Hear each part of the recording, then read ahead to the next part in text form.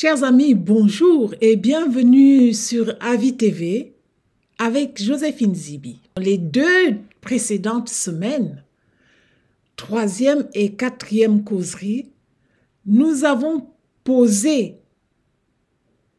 le problème que j'ai intitulé « Le conflit entre l'oralité et l'écriture ».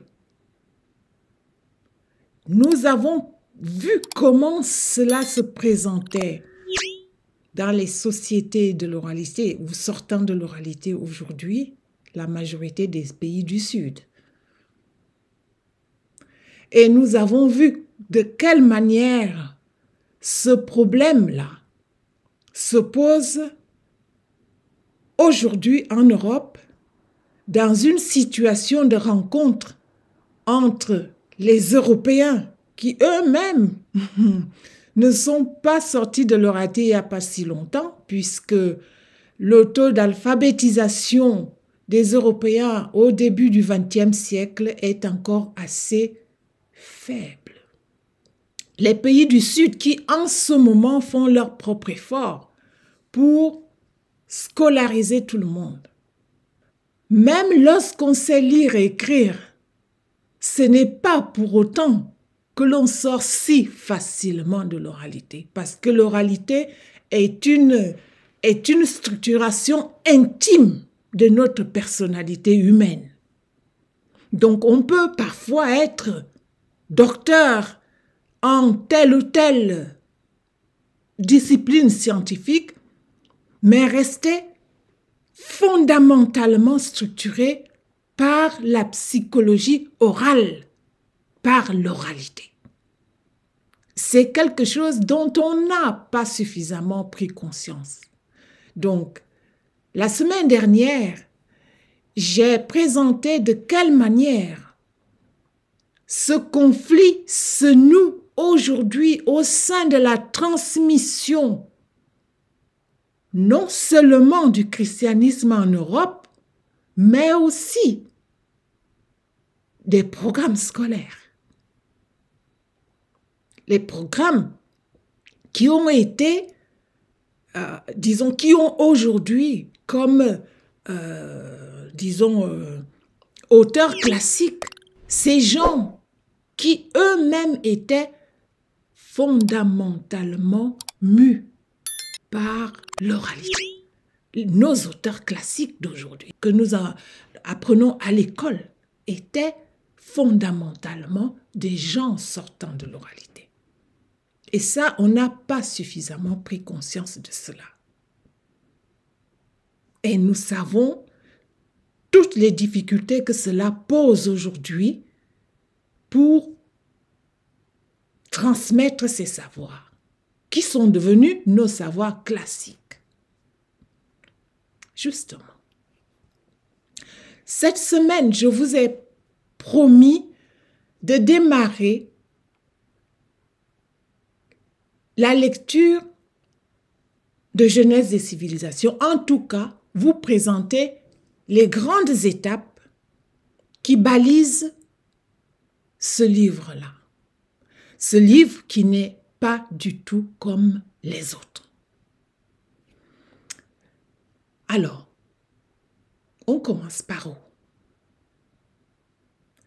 Il faut savoir que dans une situation de l'oralité, la première caractéristique de l'oral, c'est transmettre ce qu'on a soi-même reçu, comme nos ancêtres nous l'ont donné, sans changer d'un iota ce que nous avons reçu. Cette transmission se fait par la parole, par le récit oral, mais elle se fait aussi par un comportement global qui traduit ce que nous sommes, ce que nous avons reçu. Ça peut être le port vestimentaire, ça peut être la manière d'enterrer nos morts, ça peut être nos proverbes, nos façons d'aller à la guerre, mais tout cela est codifié de manière à ce que je puisse transmettre à mon enfant ce que moi-même j'ai reçu. Par exemple, on peut aussi y mettre l'éducation des enfants. Tout cela fait un paquet général de la culture orale. Transmettre ce que j'ai moi-même reçu. Le christianisme que nous avons reçu sous ce modèle-là, et ce n'est pas seulement lui, mais aussi les autres religions, disent, nous transmettons ce que nous avons reçu. Et dans cette situation, on ne se pose pas la question de savoir, mais le contenu-là, il vient d'où, comment il a été fait? Non, non. On dit, nous avons reçu cet héritage, nous le transmettons tel quel. Et dans cette situation, l'être humain ne se pose pas la question de savoir, faut-il croire ou ne pas croire? Cette question, j'ai rencontré une religieuse assez âgée qui me disait autrefois on ne savait même pas qu'on pouvait douter de quelque chose qui sortait de la Bible ou de l'Évangile. Parce que elle a reçu cela comme un héritage à transmettre tel quel, sans se poser de questions. Et aujourd'hui encore, pour beaucoup, on ne sait même pas qu'on peut se poser cette question de ce qu'on dit là est de quelle nature. En clair, peut-on remettre en cause le fait de croire ou de ne pas croire? Cette remise en cause, il faut savoir qu'elle est très récente. Récente dans l'échelle du temps, c'est-à-dire elle date seulement de plus ou moins 5 siècles. Avant, on croyait, point. La question est donc de savoir comment est-on sorti du fait de croire, point, et de devoir mettre en route toutes ces facultés intellectuelles pour expliquer pourquoi je crois, comment je crois, en qui je crois. Ces questions-là, elles ont été posées par la civilisation grecque, mais il faut savoir que au cours des siècles, après la chute de l'Empire romain, on a interdit, en tout cas l'empereur romain a interdit la philosophie et on a continué de transmettre l'héritage du christianisme sous le modèle de « tu crois, point ». Et c'est ce modèle qui est parvenu jusqu'au XVIe siècle. La question, je reprends donc, est de savoir comment on est sorti de là. C'est ici que commence la première étape de Genèse des civilisations. Pour répondre à cette question, il faut savoir que c'est la rencontre entre l'Europe et l'Afrique qui va être le déclencheur de la remise en cause de ce que nous avons jusque-là.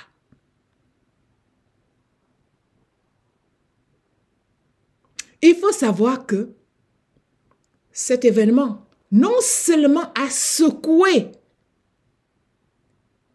l'Europe de l'époque, mais elle a donné naissance à ce que nous appelons aujourd'hui les sciences humaines. Quand nous allons à l'école, on ne nous dit pas tout à fait les choses de cette façon-là, mais c'est cela la réalité. La première étape de Genèse des civilisations consiste donc à savoir comment l'Europe qui s'engage dans la rencontre avec l'Afrique va se mobiliser pour comprendre ces peuples qu'on ne connaissait pas et dont, disons, on va leur prêter des intentions telles que on se dit, mais ces humains, il faut savoir quand même que c'est cette rencontre, le choc qui en a résulté, qui va arriver à l'esclavage, à la colonisation, à la traite négrière, c'est-à-dire on s'imaginait là avoir rencontré des sous-hommes qui n'étaient pas vraiment des hommes. Et comment on explique qu'il y a des gens comme ça? Alors des chercheurs vont se mettre en route et ça va nous donner la liste de nos sciences humaines d'aujourd'hui. Ethnologie, anthropologie, sociologie, psychologie même, pour tout dire, et puis éventuellement archéologie et tout le reste. Le dire comme ça, rapidement, et aller à l'intérieur des enjeux qui ont fait naître ces sciences, c'est cela l'un des défis que je donne à mon lecteur. Parce que tant qu'on n'a pas compris comment on part d'une observation des populations dont on ne comprend pas, qu'on n'imaginait pas qu'il y ait des humains comme ça, à l'élaboration des savoirs qui vont rendre compte de ces humains-là et la manière de les traiter au fur et à mesure, tant qu'on n'a pas saisi la manière dont nos ancêtres ont fait eux-mêmes ce cheminement-là, tant qu'on n'a pas soi-même été découvrir cela, on ne peut pas se comprendre.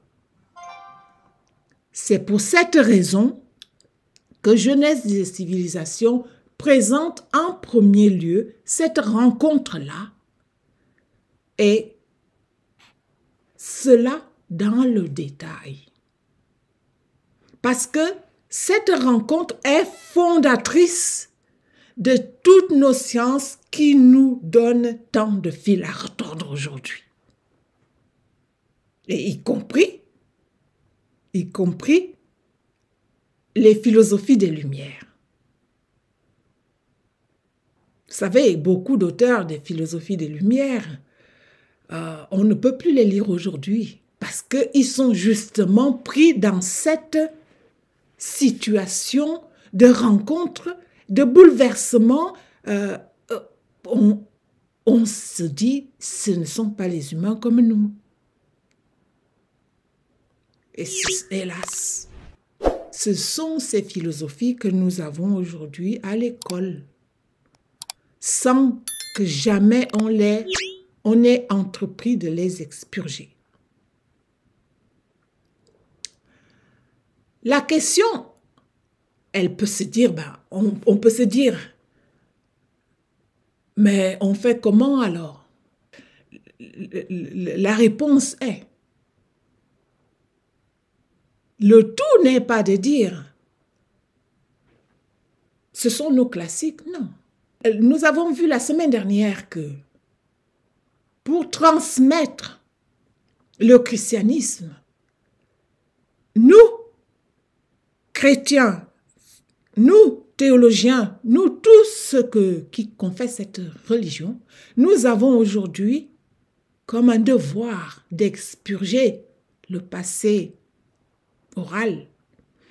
Eh bien, aujourd'hui, les sciences humaines, toutes les sciences humaines, se retrouvent dans la même obligation d'expurger les sciences humaines pour pouvoir les transmettre. Et pourquoi? À cause de l'impact de la rencontre entre l'Europe et l'Afrique, impact qui est resté dans ces sciences humaines, dans ces philosophies des Lumières. Et pour comprendre comment ça se passe, il faut aller lire Jeunesse des civilisations. Car c'est à ce moment-là qu'on voit arriver des choix et des choix arbitraires, des choix qui rompent avec un passé qu'on n'aurait jamais dû oublier. Hélas. Et parmi ces choix se trouve la définition que nous avons aujourd'hui de notre écriture.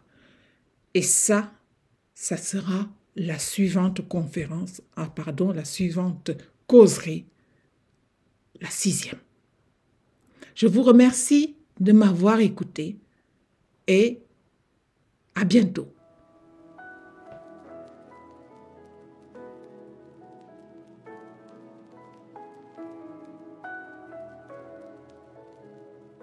Chers amis, je m'appelle Joséphine Zibi.